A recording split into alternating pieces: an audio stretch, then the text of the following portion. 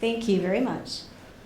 So I'm glad to be here, glad to talk about this session, and I'm going to start with the presentation objectives, move into talking about what the challenge is, which I'm sure all of you guys are very well aware of, and then talk about a framework, and I'm going to talk about it from a frame of reference of Six Sigma, but you can replace operational excellence, business transformation, anything you want in there as far as an operations improvement effort. And we're going to talk about 3 key items: sponsorship, governance, and strategic alignment, and then we'll give some examples and conclusions. So the objective is to provide this framework for you. A big reason why this developed, I've been out in industry for a long time implementing continuous improvement, process improvement, improvement programs. And what I always seemed to notice was it's really kind of just project to project, and it's not really connected to each other. My background is industrial and systems engineering, and we're always looking at how to make those connections, those patterns. And that's what this framework will hopefully do, and we'll talk about that. And then looking at the governance, the sponsorship, and the alignment. So the challenge. So all of you are facing the challenge of you've got to improve, you've got to reduce costs, you've got to improve quality. And you're making these improvements project by project by project. And they don't seem to be connected. And the other thing that's happening is the pace of the improvement is getting more intense. Now that, fortunately, the IT world took on this Agile and Scrum methodology, well, that's getting out to everywhere, where everybody expects things to be so much quicker. The pace is getting so much faster. A lot of times there's no direct visibility from, kind of everything that happens from a strategy perspective all the way through to your processes and to the projects that you're working on. What this framework's going to do is to help kind of link all those elements together. And again, we've heard the silo mentality of things being disconnected from a department to the department perspective. So I like Albert Einstein's quote, "The significant problems we face cannot be solved by the same level of thinking that created them." So what is a different way of thinking so that we can change and improve? So the change isn't new. Unfortunately, we all know we have to keep changing, but the volume and velocity are definitely increasing. And so we have to learn to manage through that change. So some of the business drivers are the speed to market, the business alignment, the need to lower operating costs, the need to lower development costs, needing better quality. So you're sitting there going, oh, how am I going to do this? I'm already working a lot of hours a week. I'm working very hard. I hardly get up to go to the restroom, hardly stop to talk to anybody. And that, I was just reading something recently where it's so important to network like at least 5% of your day. And it's like, have I talked to that many people to network today? And so you're just sitting there going, wait, stop. This is, you're asking me to work faster and harder and just get it done all at the same time. I like this quote by Andy Grove. "Only those who constantly try to anticipate change will survive when change happens. Strategic inflection points provide an opportunity to break out of a plateau and catapult to a higher level of achievement." So I put together this framework, and I was working on this thing, saying, I'm trying to see the whole big picture and how you can connect all the parts. And I realized somewhere, I always like to try to get a fancy acronym, and then I realized this must just be, just meant to be, because these are my initials. So that's why I had to use Six Sigma. But if you want to use this, you'll have to get a nice acronym for yourself for whatever your operational excellence program is. But anyway, Six Sigma Leadership Engagement Framework. So this framework is 3 different elements: sponsorship, governance, and strategic alignment. Again, the industrial engineer in me goes to the infrastructure, developing an infrastructure, tying all the pieces together. And I think these 3 elements help to do that. On the right, we're going to talk about, at the end, the strategic alignment, where process architecture helps us with that. So the elements, and this is research-based, there's a lot of research behind, what do you need to put together a good operational excellence program, and these 3 elements are what came up. From a sponsorship perspective, we all know if everybody walked down this hallway and said, what's the number one most important thing that you've got to have before you have operational excellence, everybody would say executive sponsorship. We all know that. But what does it mean to actually have executive sponsorship? What do they have to do? So there's 3 more elements: executive sponsorship, their role, the communication of consistent messages, and then the cultural alignment and the fit with the organization. From an executive sponsorship role, they have a lot of responsibilities. So they are the ones that have to make sure that the strategies of the organization are linked to the projects that you're working on to improve. They need to provide the resources. They need to say, yes, you're working full-time, but you're going to spend 20% of your time on these projects. They're going to need to remove the barriers. We've all heard this, those project champions. They need to stop and help people to reward and celebrate. They need to communicate that consistent message, which we'll talk about in another slide, ensure the cultural alignment, and then define the governance. So those 3 components, they're responsible for making all that happen. So this is an example of a consistent message. I like this, actually. Borrowed this from someone I've heard in the past that I actually worked for. And we used this when I worked at a community bank, and our program was called Process Transformation. And we said it's going to help to make processes just very simple. So somebody doesn't need to know what Six Sigma is or operational excellence or process transformation. They just need to know this team and these tools and methods are going to help make things simpler, faster, and more valuable. Simpler being less steps, less complexity, easier to perform, less waste and cost. We all know those concepts. Faster, meeting customers' expectations more quickly. And then valuable, meeting customer requirements at a low cost and high service. So let's skip to the cultural alignment. So this framework can help if you define your corporate values, and almost everybody has them out on their website. So this is an example related to healthcare. Research excellence, clinical excellence, superior performance, high quality, safety, efficiency, patient-centered, transparency, having a sense of community. So what we've done here, we've actually walked through exercises with the executive team that says, what are your corporate values? We know what those are, we've got them listed. What are the operational excellence or continuous improvement thinking, the principles in thinking, and we all know those, whether we espouse to Deming or Duran or whomever, but those are out there and embedded in so many of our operational excellence methodologies. Customer-driven, preventing dissatisfaction, cross-functional and system focus, all of those, system management, empowerment. So what we would do is have our senior leaders map the corporate values to the operational excellence principles and thinking so they see that connection. It's really super powerful. And then whenever we held Lean Six Sigma training, we would have the people that were the participants that were going through that do the same thing. So everybody sees how the organization's values align. It starts to help with that cultural alignment. Now they'll start seeing gaps, like we saw gaps in the systems thinking. It's like we don't really do that. So then we could start focusing on that. So next, the governance piece. So this is just one example. Doesn't matter, honestly, which example you use, just define the governance structure. A lot of times you get going so quickly with running projects, you forget to sit back and say, how's everybody connect to each other? So this is just one example. So we had our process transformation program team. I was there as a master black belt. We had some black belts, green belts. We worked with the organization on process improvement teams. We trained people embedded green belts.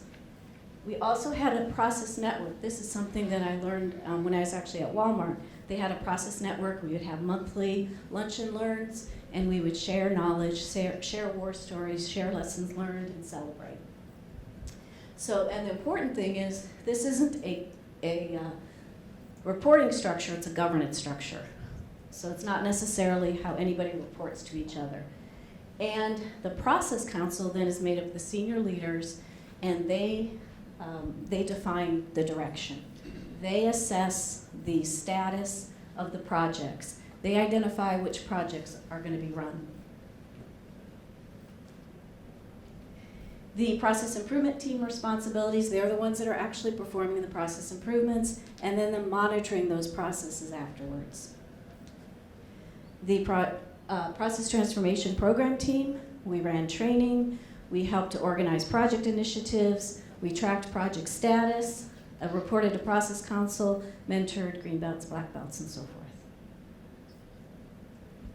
The Process Network, again, provided learning and sharing network, celebrated success, and built support. Very important, especially when you're starting out with these programs, for people to feel like they have comrades out there. We always tell people when they go through Six Sigma training, and you've all experienced it, I'm sure, you just think differently and you start kind of looking a little weird to other people. So you want to have that support out there. And this is an example of the activities for our Process Council. So these were all the things that they were expected to do. And again, it's building the infrastructure, helping to define the priorities, assessing the project status, and really being those spokespeople out in the organization. So this is an example. Of course, it's not filled out, but you've got a list of your projects. We've got some that are process improvement initiatives. Others, in this particular organization, we also teamed with the technology organization, obviously to help improve processes as they were redesigning to implement new software. So, but we would have certain performance criteria around what's critical to satisfaction, either service, timeliness, quality, cost, revenue, and we would have a scorecard that would be able to track each project and the success of that. So the last area is strategic alignment. And so this is where you take your process architecture, what I've called strategic business process architecture, and this is a body of knowledge that really comes from the IT world, and it started with information architecture probably back in the 70s with John Zachman, if you've heard that name. And it really is a way to connect processes with our strategic plan. But as I was putting together these models, I realized, you know what, if I throw in a little bit of the leadership and workforce models, we've got basically the Malcolm Baldrige National Quality Award criteria. And then if you want to go for that, you've got the documentation to help you do that as well. So let me show you a few examples. This is really high level. There's a lot of more elements and relationships. So architectures help us to define the elements that are a part of the architecture that really describe our organization, and then the relationships between those elements. So from a strategy model, it's basically your strategic plan and the relationships to those. So you can think of it, if you like, boxes that connect to each other, or if you like kind of functional decompositions, you can think of it, what are my strategies? What are the goals? What are the objectives? And what are the tactics or initiatives that are going to help to implement that strategy? So in this case, starting with what is our mission, what's our vision, what's the culture that enables the mission and vision, the strategies, goals, objectives, initiatives, and then the influencers, or the policies, and the SWOT analysis, strengths, weaknesses, opportunities, threats. So you can see it's an environmental assessment and an internal assessment, and it's the whole strategic planning element, but it's documented and people understand and know it. The next three models, the process models, starting with value chains, those high-level activities that provide value to our customers, decomposing into functions and processes, and then the metrics that measure those processes.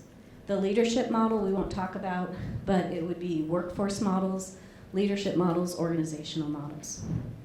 And then information and applications in the information model that support the processes. So then, once you populate that information, which is no easy feat, and that's a whole other, probably, workshop, at least in and of itself. But then you can take these repositories or inventories of the knowledge now that you have that represent your organization. You've got your strategies, your initiatives, your operational level is the value chains and processes, and you've got a performance level, so metrics and results. So starting up top with your strategies, middle operational, and then down to the lower level of metrics. So then you use your 2x2s or your matrices, kind of the quality function deployment list, series of matrices that concept. So you start with your objectives, and you've probably already connected strategies and goals to objectives in a previous maybe policy deployment or possibly ballot scorecard type of initiative. But you come out with your objectives that relate to your strategies, and you identify potential initiatives. Then you relate those, and those are more global organizational initiatives, and then you say, what are my process improvement projects that come out of these initiatives? And then what are the processes that relate to those process improvement projects? So then you take those value chains that broke into functions into processes, processes into activities. And again, you can do these, you have to figure out how you populate all of this, but they can be 3 really separate different functions. And then once you get to the performance level, you've got a link between your processes to your critical to satisfaction or critical quality, your metrics and results. So you can see the alignment all the way through the organization at all 3 levels.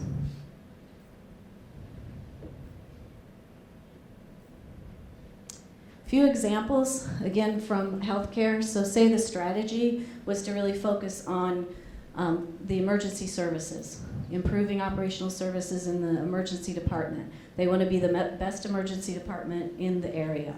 So the goals are to reduce length of stay by 30%, reduce left without being seen by 5.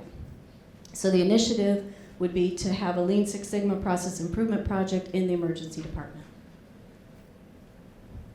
So here you can identify the performance improvement projects, so you just don't go fix the emergency department all at once, you break it into projects. You might focus on reducing the time to move admitted patients to the floors. You might focus on imaging and diagnostic turnaround. You might look at transportation. You might look at inpatient discharge process and so forth. And then you relate to the operational plan of becoming the premier ED, enhancing patient satisfaction, employing a Six Sigma methodology.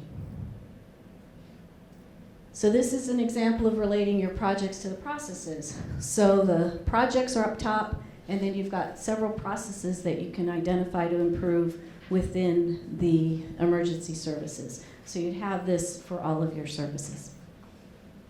So this is the functional decomposition. You start with emergency services. You identify your value activities, support activities. You break the value activities into ED patient arrival, triage, treatment, so on and so forth. And then you would develop support activities, and then you would ultimately have a process map. Now, the thing that's a little bit different about the process map that we were able to use was we have the swim lane with activities, but we've used swim lanes in a different way, where we've connected it with our architecture.